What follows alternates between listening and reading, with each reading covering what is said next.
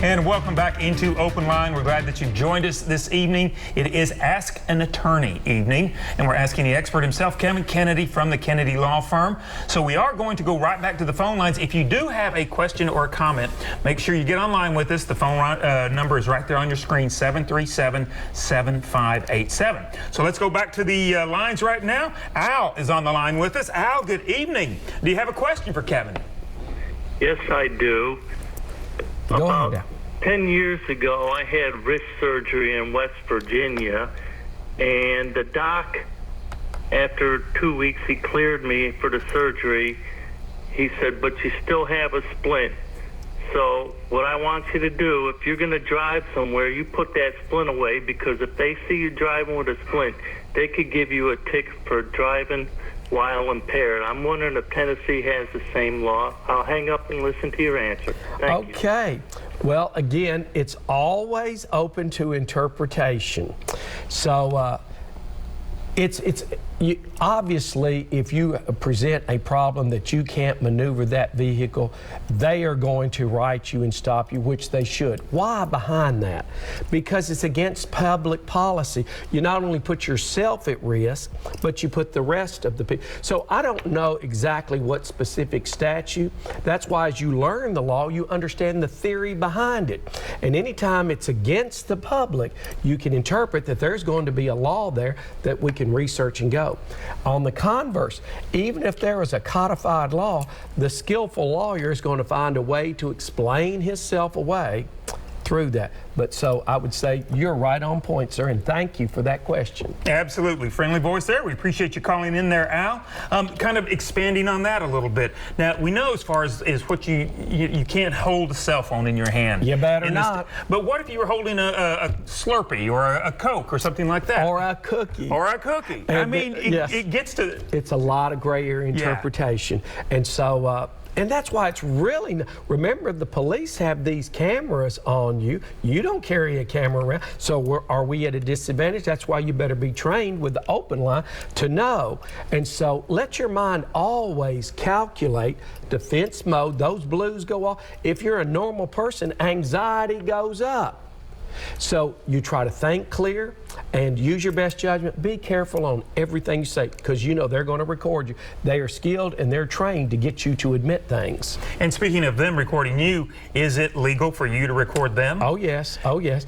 And, you know, I hear all kinds of stories. You know, Kev, as soon as I pulled out my cell phone, that was it. They didn't want to do business with me, and they said slow it down and went right on. Every officer is different. Every situation's different.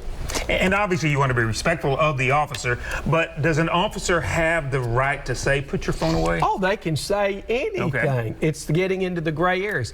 Is that lawful, or is he merely asking you, can you put your phone up, please? Well, you don't really even know how to, and even the judge has to interpret that. Was it direct order? I'm telling you, you disobey me, disorderly conduct, you're hello, come in. Okay, 737-7587, that is the number to give us a call here on Open Line with any of those legal questions that you may have, or you may be asking for a friend or another family member. All right, let's go back to the lines right now. Doris on the line with us. Doris, we're glad that you're joining us on Open Line. Do you have a question for Kevin?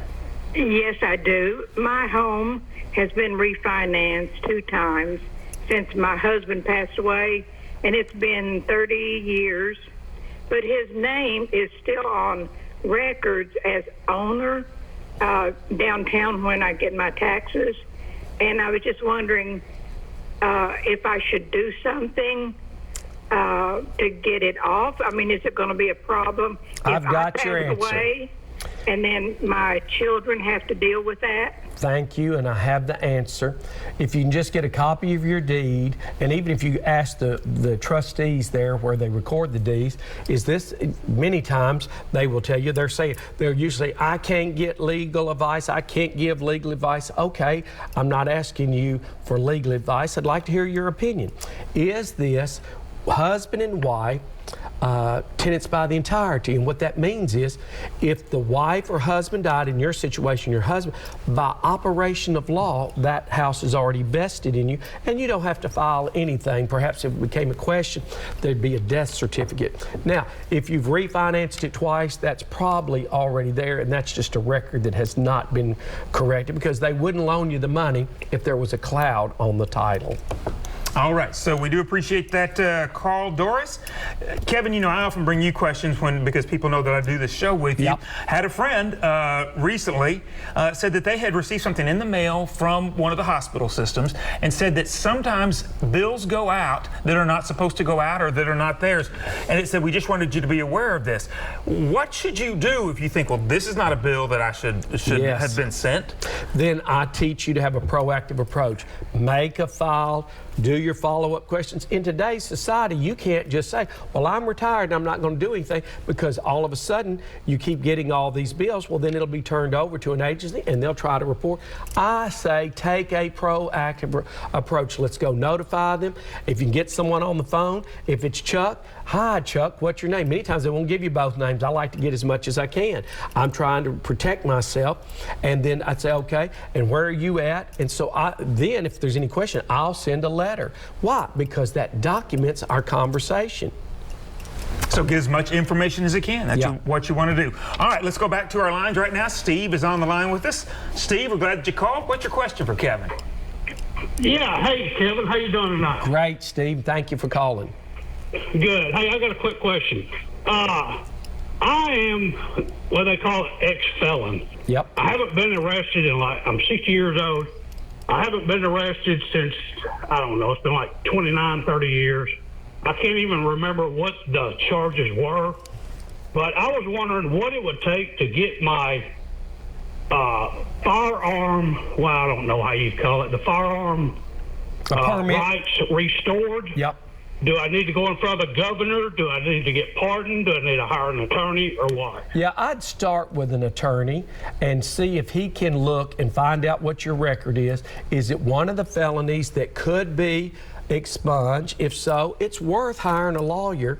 You know, people say, well, I don't want to spend the money. Well, being a felon's not any good, and if you can get it off, you will feel much better. So I encourage everybody to pursue it. If you don't pursue it, guess what? It's never going to change. So, and then I would pursue that. If I couldn't get it done this way, that's plan A. Then we don't stop with plan A, we have B. And if B doesn't work, we go to C. And we always have options we discuss, and then we keep moving. You heard me say, when there's a will, there's a way. If Chuck was in the penitentiary right now, and he says, Kevin, I'm innocent, he would tell me, never give in, never give up, never give out. And I believe there's a lot of truth to that. Same thing I'm telling you, let's keep fighting. That's right, options and persistence, it goes a long way. All right, thanks so much for calling in, Steve. We're going back to the lines right now. James is on the line with us. James, good evening. Do you have a question or a comment for Kevin? I have a question. Okay, James. My father passed away last year, and my sister took his estate to the probate court without talking to me, basically just. Anyway, she lied to the court on where I live. She actually wrote down 801 Old Nashville Highway, and that's the intersection of Sam Ridley and Old Nashville Highway. Okay. Does that give me the right, because she lied to the probate court, Yeah, here's the first. Reopen the case? Yeah, and that's what you need to find out. If it was filed, is it open or is it closed? They have statute of limitations on coming back to reopen. But if you can prove that there was a fraud, an intentional fraud, yes, you have to reopen. I go back to that theory about, is it against public policy for people to defraud a court? Yes, and they can be charged for it. Filing false reports. So that's a very dangerous thing to do, and yes, the courts want to give you relief. All right. Good question, James. We appreciate you calling in on that. If you are just tuning in, you're watching OpenLine. It is Ask an Attorney, all the legal questions. There is no question too small or too big, so make sure you get on the line in the next about 30 minutes. 737-7587. All right, let's go back to the lines right now. Cynthia is on the line with us. Cynthia, good evening. Do you have a question or a comment for Kevin? I have a question. All righty, go right ahead. I haven't seen my children for 20 years, and they keep using the system, the court system. They keep using the court system to keep the children away from me. Okay, they keep filing, my son keeps filing restraining orders and orders of protection against me that have no validity whatsoever. He said once that I was going to kill him, his dog, his wife, and his 3 children. But of course, and he's done that 5 times now, and all the restraining orders are exhausted. I have not violated any of them. But I went to Montgomery Bell Academy a month ago to see an art show, and he filed another restraining order on me. And well, here's what I'd recommend for you, ma'am. You need to talk to a lawyer privately. And as we've said before, there's several options that you have available to you. And I always believe in a proactive approach. They may say a letter will resolve this. And it might do it. We've seen it resolve. And then you have rights when it is that important, and you're standing in the right. Then file the petition and bring it to the court. They're not going to allow people to continue to lie, misrepresent, present fraud to the court, and not be held accountable somewhere. All right, good to know. So appreciate that call, Cynthia. All right, if you are just tuning in, make sure that you get the number in your phone as fast as possible so that we can get all the questions in the remaining time that we have here, 737-7587. All right, we're going back to the lines right now. Michael is on the line with us. Michael, we're glad you're watching Open Line. What's your question for Kevin? Yes, Mr. Candy, can you tell me if that's a toupee you're wearing, and the guy next to you, is that a girl? Is he a... All right, we're going to go to the lines right now. So let's go to line 2. All right, Johnny's on the line with us. Do you have a question or a comment for Kevin? Yes, sir. Go ahead, Johnny. Yes, sir. Mr. Kevin. Yes. I have got a felony. It's been 17 years ago. All right, and I got it just a child endangerment. All right. But it's been 17 years ago, and I ain't had no further charges. I ain't had no charges like that. And it wasn't no kid hurt involved. It just where I was making a mess loud, and I had the ingredients in the house. That's all it was. All right. And it got me for child endangerment. Okay. And now I am double amputee. I'm in a wheelchair. Now, what do I do when somebody comes up to me and used to drown me or something? Well, you certainly have had an outstanding record where there's not been any further charges. Again, what we would say is go and talk to a lawyer privately. Let them, it may cost a little money for them to research to see if that particular felony would fall in a category. You know, our legislature is very complex and complicated. They have range 1 offenders, range 2 offenders, meaning that you get 30% of a sentence. What is a 30%? If we got 3 years, then basically you're up to 1 year. Most is on probation. All these sentencing guidelines are tried to deter crime. That's why they put you on probation. That's why they give you parole. So in your circumstance, there's not others that have your unique circumstance. That's where we have the law, and then we have the facts. And I would pursue it to try to see if I could get some relief somewhere. But it all starts with talking to a lawyer, tell them your specific facts, and let them research, can they realistically come up with a case that would help you? All right, thanks so much for that call, Johnny. All right, let's go back to the lines right now. We are going to Matthew. Matthew, good evening. Do you have a question or a comment for Kevin? Hey, yes, I have a question about non-compete. I have a non-compete with the business that I work for now. But I'm not growing with the company, and actually not only has my salary not increased, but my salary has decreased. Yes. And I was wondering, you know, how that would hold up. Yeah. I hold the license for my company to do what my company does. Okay. And I'm in a really precarious situation, and I feel like the only way for me to I'm a single dad of an 8-year-old little boy, I'm working, and not only stagnant wages, but deflating wages. Yeah, and I've got some things for you to consider.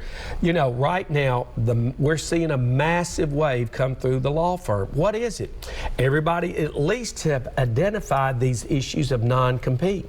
So if you get it, you can get a copy before you just blindly sign it. Go talk to a lawyer. Now, what do? Many times we rewrite that and see if we can get some relief, because you don't want to lock yourself in. What is a non-compete? Yeah, it's a good thing, but it's got to be reasonable. It's got to be reasonable in time and space. What is reasonable? Your particular case could be interpreted within 30 miles of that business for a period of 1 year or 2 years. And so, I see them all the time, and you run the risk. Are they going to sue? And many times they may just bluff, and they may not sue. Just because you have it in writing doesn't mean it'll solve it. And you could say, well, I moved out 60 miles, and they're threatening. Well, then your lawyer would say, we are not within that. So what we need to do is talk to you privately. You have done a good job, and identify. Here's the word to everyone else. This wave is coming, and if you're going to get a job, they're going to want you to non-compete. Well, then you be a little more sophisticated than some of the others and say, can I take it home and can I sign it tomorrow, and then we'll talk about it. That's what I do. All right. Thanks so much for calling in, Matthew. And speaking about non-competes, as you say, it's a wave, and more are asking for these non-competes. Another suggestion might be to do more research for the people so that you kind of know where you stand in a non-compete area. It's good. And so, some people we have, their company is going to be devastated if they go to another company anywhere for two reasons. One, because they have so much expertise, but two, there's no one else to replace them. Well, golly, you're going to beg for a lawsuit. But I'll tell you what it does. It gives you a great position of negotiation. One of the smartest men had his salary was $200 million a year. And I said, well, what can you tell me? His salary, $200 million a year, big leaguer. He said, Kevin, everything is negotiable. And when he took over those companies, even though there were contracts, he brought the other companies in and said, this is not acceptable, renegotiate. Okay, good to know. All right, let's go back to our lines right now. Let's go to Harold, I believe, is on the line with us. Harold, do you have a question for Kevin? Hi, Chuck. Hi, Mr. Kennedy. Yeah, good evening. I have a question for you. Yeah. It's regarding a case. It was heard in, I believe the date in the year was 1973. It was Roe versus Wade. Yep. And most likely it was certified, notarized, hand-delivered, and also mailed to the people for the cases. And I was curious because in 2022 they reopened that case. Yep. Is that legal or illegal? And I'll hang up and listen. Now, have a good night. Right. Thank you. Okay, it goes back to this philosophy I've said my entire legal career. When men's ideas and values change, the law changes. What does it really mean? That's why we have senators and representatives, and it really gets down to how many votes, because that's how our laws are passed. You go through a legislative history, it gets down to men's ideas and values. So, quite frankly, historically, we go back to 73. The ideas of the court, the makeup of the court at that time, thought Roe v. Wade should be the law of the land.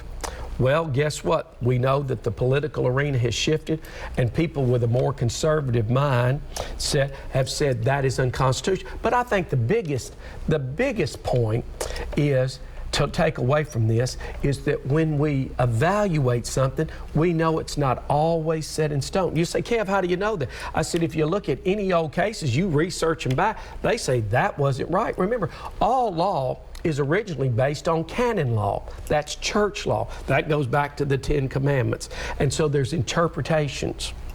Interpretations, absolutely. So that was a great question. We appreciate you calling in, Harold. All right, let's go back to the lines right now. Johnny is on the line with us. Johnny, we're glad that you're watching Open Line. You have a question for Kevin? Yes, sir. I need to ask Mr. Kevin. I had a felony about 17 years ago. Okay, it was for child endangerment. Yep. It was no child's hurt whatsoever. Okay. Yep. I just had some illegal stuff I had in the house, that I had in there, and I still got that felony, and I was wanting to see how to go about the way of taking it off. Yeah. Well, as what we've shared a few times tonight, go to a lawyer privately. A lot of lawyers will talk to you. Now, this problem, they probably is going to require some research. You know, lawyers talk to people every day. Free initial consultation. I know we talk to people all day long. And so that's kind of our goodwill to the community because we love to share it. But if the question demands research, then, you know, all the people that I have the most sophisticated research thing you've ever seen. But it costs thousands of dollars to keep all that going. And so then we have very skilled lawyers who know how to research it and interpret. And then even then, we have a position. A court can rule against us, but you know, I am one of the guys who think about creative. So we will create an idea if it's important enough to you, and if there's any way that we can legally present it within the bounds of the law, that's what we're going to do. All right, thank you so much, Johnny. We're glad that you called in. We do need to take a short break. We have just enough time for a few more calls after the break, so come on back with us. You're watching Open Line.